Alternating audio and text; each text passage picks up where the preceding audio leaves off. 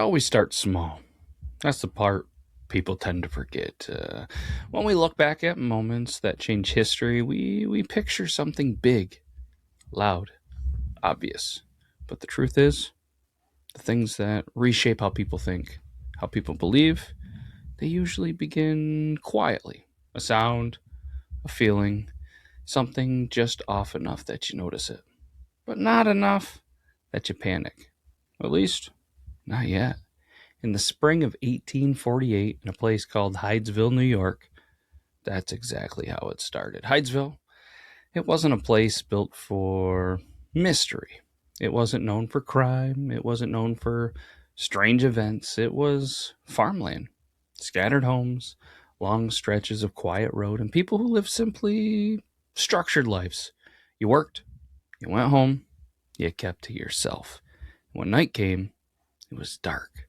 It was dark in a way that I feel like we don't truly understand anymore. There was no streetlights. There was no background noise. There was no hum of electricity. There was just pure silence. It was that kind of silence where every sound matters. The Fox family, they moved into their home in 1847, into a little bit of a modest farmhouse. There wasn't much about it. There was no violent history. There was no rumors tied to the property. It was just another place to live. And well, before we continually get into this is going to be a wild one. Welcome back to the Yore Town podcast, everybody. The voice you're hearing, it's me, it's Matt, it's Beard Laws, and joining me as always is the slightly addicted to whatnot, dun queen, Meg.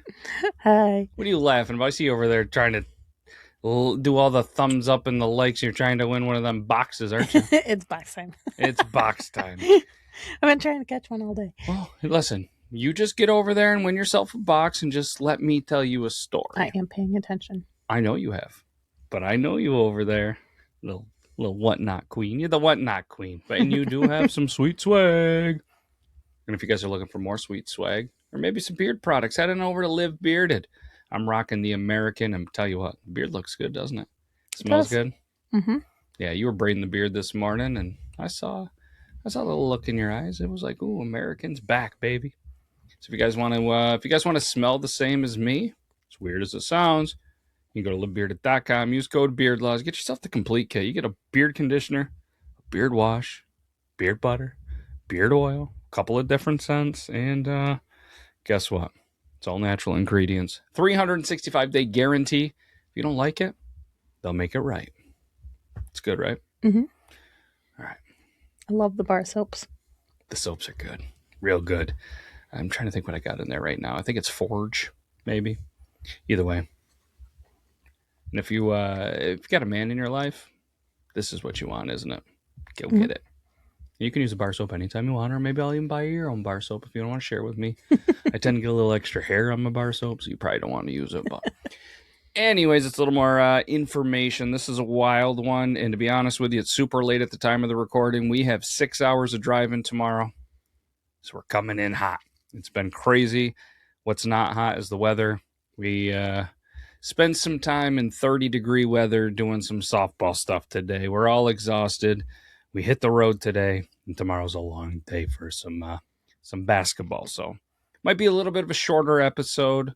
So I think let's just get into it. Are you ready? I'm ready. Let's travel back to 1840s, a time. And it was a different time. I mean, you have to imagine how quiet the nights really were, right?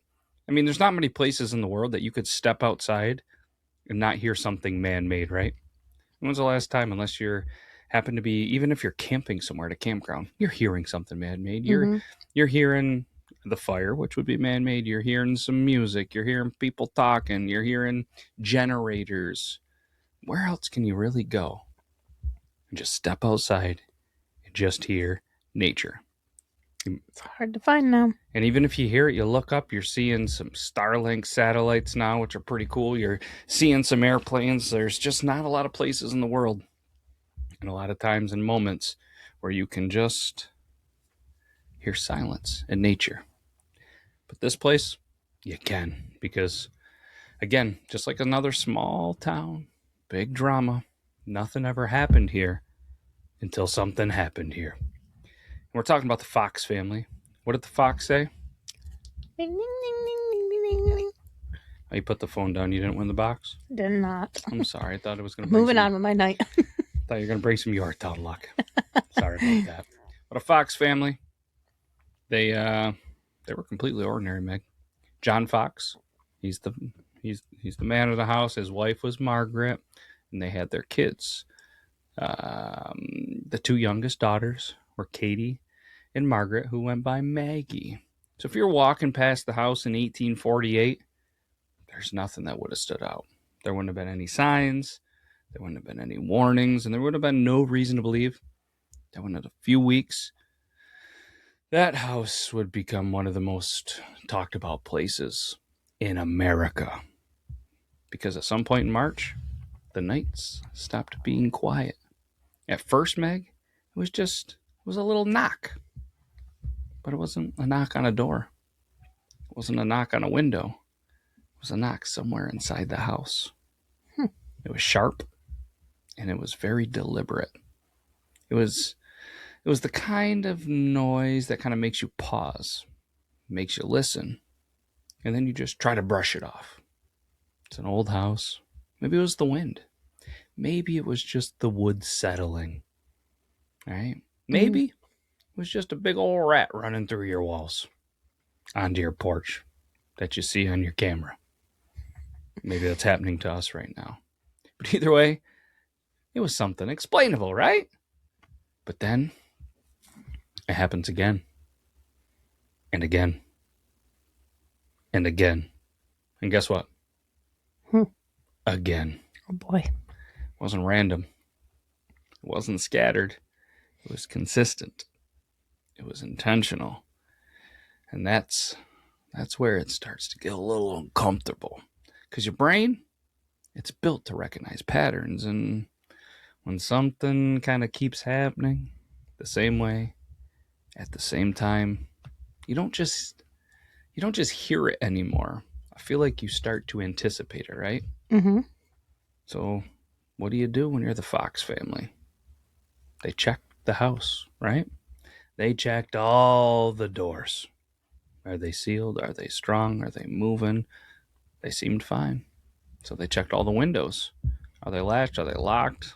Is it a breezy day? Are they moving? The windows seem fine. Let's find a floorboard. Must be a floorboard. They checked all the floors throughout the entire house. Couldn't find anything. Let's check the walls. Maybe there's just something happening, you know? The walls, they all seemed fine. They couldn't find any damage. They couldn't find any animals. They couldn't find any sign of anything that could explain what the heck they were hearing. So you know what they tried to do? They tried to ignore it. And guess what? Kind of worked for a little bit. Interesting. Right? But guess what happened? It came back. The sounds, they started to change. Oh. It wasn't knocking anymore. Guess what it was? Hissing. Ooh, that would have been scary. No. Oh. It was tapping. Then it went from tapping to footsteps. Then there was movement. Then there was sounds that didn't just exist. There was sounds that moved. And here's where the story stops being kind of unsettling. And then it becomes something a little more documented. Because those two youngest girls we mentioned, do you remember their names? Maggie and...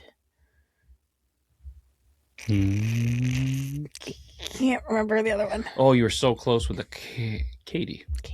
Katie and I wanted Maggie. to say Kathy, but I knew it wasn't right. I would have gave you credit. So the youngest girls, Katie and Maggie, guess what they decided to do? It was something most people probably would never think to try. Set up a trap. Oh, what kind of trap? Like a parent trap? Remember that movie? Yeah. What kind of trap? Thinking Home Alone style. Oh, okay. Like maybe some paint cans on stairwells, maybe some marbles on the floor, some jacks, the game jacks. Feathers. Feathers and tar and fire. Mm-hmm. great guesses, but none of them are correct. No. You know what they did? They answered it. One night, know what she did? Katie, Gutsy Katie. She heard the noise, so she clapped her hands. And then somewhere from in the room, there was a knock that answered back. Perfectly timed. Wasn't delayed. It wasn't random. It was immediate. So know what she does? Does it again. She claps again. And then guess what happened? Response. Another knock. Then a clap, knock, clap, knock, clap, knock. And at that point, you're not dealing with a little coincidence anymore, are you? Nope. You're dealing with a little interaction. That's where things shift. This is crazy, right? Mm-hmm. It's a little bit different because we've been doing a lot of like true crime and murder, and then you started watching some crazy show where people get murdered in New Orleans, and I feel like we had to really shift this up. So I wanted to do mysterious. You happy with the decision so far? No. Mm-hmm. Yeah, we're good? Yep. All right. You don't want to win another box? Hmm? You're not trying to win another box? It won't be for a while. They're never back to back. Okay. Well, so not clap, not clap. This is where it shifts, right? Because once I feel like you start to believe something is responding to you, you stop asking what's the noise and you start asking what's it trying to say. So for the next few nights, the girls begin to experiment, and they actually created a system. You know what the system might have been? Like Morse code? No. Oh. Close. Easier. Simpler. 1 knock for yes. I was going to say that next. 2 knocks for no. I mean, that's simple, but it's pretty direct, right? According to their accounts, again, they're young girls, they started to write some things down. They repeated some things, and then some people started to witness what was actually going on. And this new system of theirs, it appeared to work. They'd ask a question, they would wait, they'd get a response. They didn't get a response every time, and it wasn't always instantly, but consistently enough, they would get responses. And it started to really feel real. And I feel like you need to put yourself back in that room. I mean, you're standing there in a quiet farmhouse on a quiet night in 1848. Every time you speak, something answers you back inside the walls by knocking. 1 for yes, 2 for no. You have to imagine, there's no wiring there. There's no hidden speakers. There's no Wi-Fi. There's no Alexa. There's no tricks that you understand. It's just sound. It's not like you can, go turn on your TV and watch Ghost Hunters and pick up some tips from the old boys, right? Mm-hmm. It was just sound with intention behind it. So eventually, you know what they do? They push a little bit further. They started to ask some more complex questions. Hey, we want some names. We want dates. We want numbers. And the responses, according to them, they started to become a little more detailed. So then they evolved even more and said, hey, we got to use the alphabet. So they would call out letters one by one, and then they would wait for a knock. And slowly, they felt like they were building words.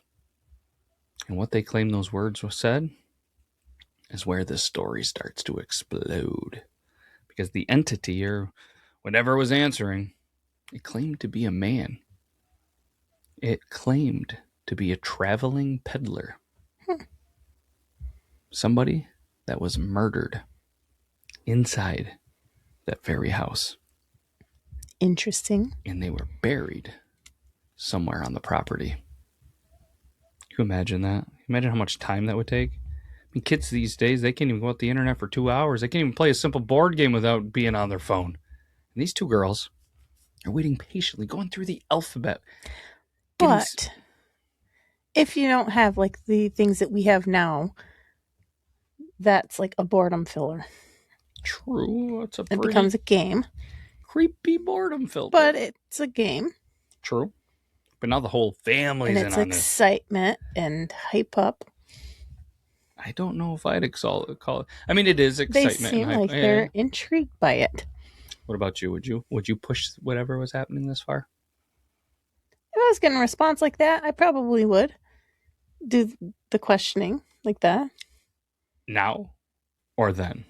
Either. Ooh. Can we not do this in our house? Okay. Oh, you have? No. You want to? Not really. Okay, cool. We're good. Let's deal with the rat problem before we deal with the ghost problem we have. Deal? Okay. All right. But I want you to think about what's going on in this house, right? Because you're not just hearing noises anymore. You're not just seeing shadows out of the corner of your eyes. You're being told that something is dead. Something's trying to communicate with you. Something is trying to be heard. Something is trying to be found. It's not fear anymore. I feel like it's obsession. A little bit, right? Yeah. And once a story like this exists, it doesn't stay contained. It then spreads. The neighbors, they start to hear about it. At first, cautiously, right? Then, curiously. And eventually, the neighbors started to show up. They'd walk right into that house expecting to hear anything. They're not going to hear anything. They're crazy. They were expecting to be proven wrong. But you know what they'd hear? They'd hear the knocks and the responses, the patterns. They'd hear it with their own ears. They'd see it with their own eyes. Multiple witnesses, different people, same experience.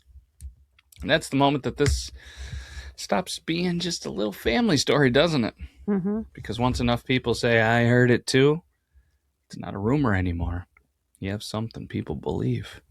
It got to the point, Meg, where crowds would gather, rooms would fill, and people would then take turns asking questions, just testing a little bit, you know what I mean? Mm-hmm. Trying to trick it a little bit. And according to historical accounts, nobody could trick it. The responses kept coming. And they were consistent enough that people, they were very convinced this wasn't random. And here's the thing about belief in the mid-1800s. There wasn't a clean line between like science and the unknown. If something couldn't be explained, people didn't default to skepticism. They defaulted to possibility. Maybe it was the spirits. Maybe it was afterlife. Something beyond what they understood at the time. And in that environment, it didn't feel impossible. It felt like discovery. So within weeks, what started as a little knock in a quiet little farmhouse, it turned into something much bigger because people didn't want to just witness it. They really wanted to understand it. They wanted to control it. And obviously they wanted to replicate it, right? And that's how the story in Hydesville, well, it begins to change everything because by the time spring turned into summer, those same Fox sisters, they weren't just two girls in a farmhouse anymore. They were something else entirely because people, they would travel to see. And they had something that people believed in, something that was about to leave that quiet town behind. It's like Charlotte's Web. Ooh. Except this got much bigger. And we're gonna let's dive a little deeper because this doesn't stay a mystery. You know what it becomes? A movement, a business, a belief system that spreads across the country. And the question shifts from, is this real? To something much more dangerous. Because what happens when people need it to be? Because when something like this escapes a small little town, it changes, right? I mean, it kind of has to, because what works in a quiet farmhouse doesn't survive in front of crowds without evolving. And that's exactly what happened. I mean, the Fox sisters, they didn't stay in Hydesville. They couldn't. There was way too much attention. And there was too many people that were waiting to see what was going on in this house. And there was too many people that were willing to believe. So you know what they did? They took it on the road. Rochester. Larger audiences, more controlled settings, public demonstrations. There was rooms filled with people that were waiting for something impossible to happen. And somehow, nobody knows why, but it would. And it did. Night after night, the knocks followed them. They followed the sisters. So it wasn't even tied to the house anymore. It wasn't tied to a location. It appeared it was tied to them. And that's a pretty critical shift, huh? Mm-hmm. Because once a phenomenon, probably one of my favorite words to say, phenomenon. Phenomenon. Once it moves with you, it stops being about a place. And now it starts being about a person. Or in this case, a couple of sisters. See the pattern? We did sisters last week. I wanted to stay with it. Anyways, standing in front of crowds, these two sisters, and they're answering questions from the dead. At least that's how it was presented. What are you thinking before we jump into this? What's your gut telling you? Fed off their energy. Attached. Okay. Let's keep rolling. Let's see what we got. Because people, they started to pay to see this. They would sit in silence, ask questions out loud, and waited for responses. Knock, knock, knock. Every time it happened, it reinforced the same idea. This is real. This is happening. Once enough people believe something like that, it doesn't just stay entertainment. It becomes something else. So by the early 1850s, was started in that farmhouse, had spread across, all across the country. Spiritualism, the belief that living could communicate with the dead. Seances, mediums, spirit circles, entire communities that were built around the idea that death wasn't just the end, it was a transition. And at the center of it all, whether they meant to be or not, the good old Fox sisters. They weren't participants anymore. They were the origin, the proof, the foundation of an entire movement. But here's the problem with something like that, Meg, that's built on performance, right? It has to be repeated over and over and over again. And then the more you repeat something, the more chances there are for it to break, right? Mm-hmm. Well, skeptics, they started paying a little more attention, watching a little more closely, looking not just at what was happening, but how the heck it was happening. They noticed a couple of different things, Meg. Timing, body position, moments where the sisters kind of shifted slightly before the sound. It was subtle. It was easy to miss. But once you see it, you couldn't unsee it. The idea started to form. The knocks weren't coming from spirits. It was coming from the sisters.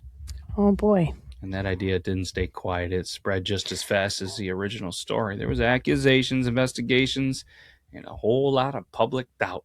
And suddenly, the same people who once believed started asking some tough questions. And then, decades later, there was a moment that changed everything, because in 1888, Margaret Fox stood in front of a crowd, not as a medium, not as a believer, but somebody who was ready to tell the truth. She confessed. She explained how it worked. She demonstrated it. Cracking joints, manipulating her body to create sharp, controlled sounds. Sounds that echoed like knocks. Sounds that could fill an entire room full of people if they didn't know what they'd listen for. Tricky tricksters. And just like that, the illusion collapsed. Everything traced back to Hydesville. All of it was exposed as a hoax, or at least that's how it looked, right? Because here's where the story refuses to end cleanly. Margaret later recanted, said the confessions, they weren't true, and she was pressured to say it. And suddenly, we're right back to where it all started. Was it real? Was it fake? Was it something that started as a trick and became something bigger than they could control? Or something that was real until it wasn't? I feel like there's no clean answer, but what do you think? I feel like they said that because they were sick of being in the spotlight. Because it happened before they started responding back. But what if one sister was involved and one wasn't? And the other one truly didn't know, but this one was messing with her sister, and then it just kind of escalated quickly. Mm. Possible? Possible, but I don't know. You want to believe, right? I do. I just feel like my brain says it's too crazy that it would have been with them. You know what I mean? Like it started in the farmhouse, and then I feel like it just got out of control. Like my gut tells me it was one sister messing with another. Then the parents got involved, and it was still okay. Then rooms of people, and then what are you going to do as a kid? You're a young kid. You're just going to stop and be like, oh, it was just my achy joints. What's going on with the joints that she can just crack stuff on demand and it sounds like it's echoing in the walls? I don't believe it. I don't buy it. Not buying it? No. I mean, it is one of those kind of stories that sits right in the uncomfortable space, right? Between belief and deception, between possibility and performance. What we do know is that there was two girls in a small town in New York. They created something that didn't just scare people. It changed how people thought about death, about the unknown, about what might exist beyond what we can see, right? And whether it was real or not, it maybe was one of the most successful hoaxes in history that worked. Because even now, over 150 years later, there's still people that sit in dark rooms. There's still people that sit in those dark rooms and ask questions out loud, hoping something answers back.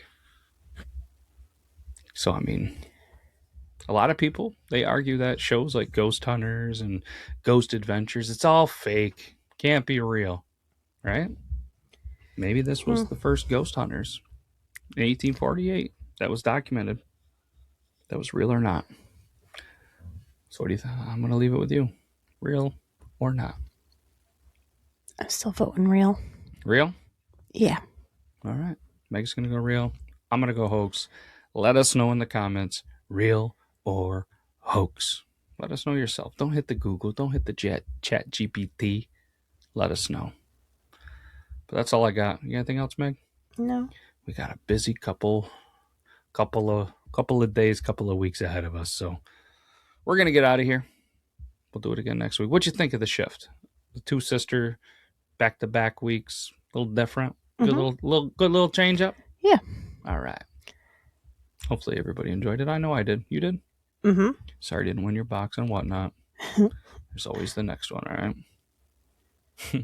Always the next one. That's all we got. We'll be back next week. Take care, everybody, and appreciate it so much for you hanging out. That's all we got. Bye-bye.